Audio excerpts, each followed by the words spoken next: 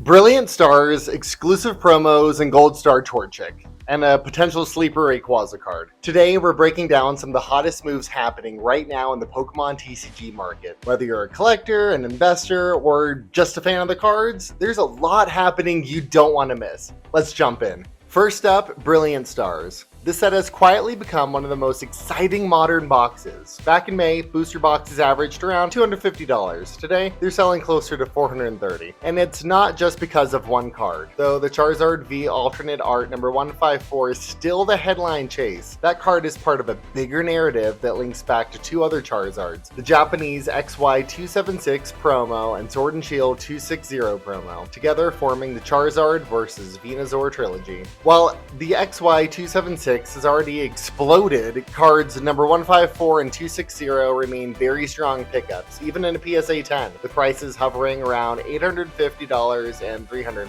And beyond Charizard, don't sleep on the Arceus V, Mimikyu V, Trainer Gallery, and those Eeveelutions. Brilliant Stars is still seen as underrated in the community, and I think some of those cards have serious upside left. Next, exclusivity is driving demand. The perfect example, a PSA 10 Charmander promo from Obsidian Flames with the Pokémon Center stamp recently sold for $2,000. The population is just 608.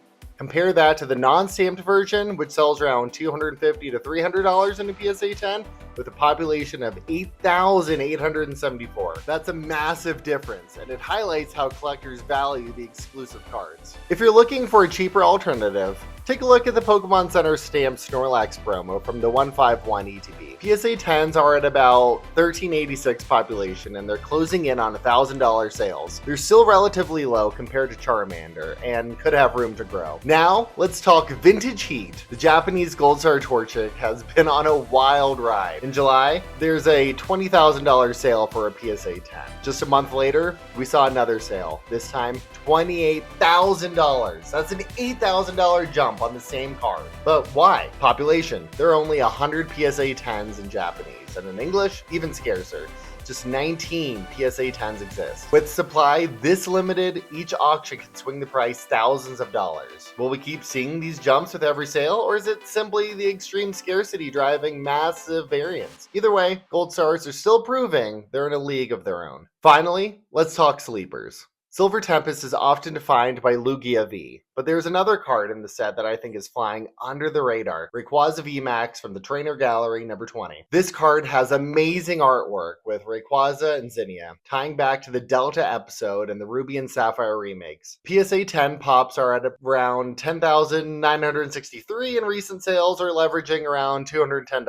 For comparison, its older counterpart, Rayquaza VMAX 218 from Evolving Skies, has a population of just over 12,000 and sells for about 1,500. And another Rayquaza Zinnia pairing, Rayquaza V number 194, spiked from $415 in June to around $630 today. So Trainer Gallery 20 may not stay at $210 for long. It's got the artwork, the lore tie-in, and the momentum. Do you think this Rayquaza is next in line to spike? That wraps up today's breakdown. From underrated modern sets to exclusive promos to ultra scarce vintage grails, Pokemon TCG market keeps proving there's always something new to watch.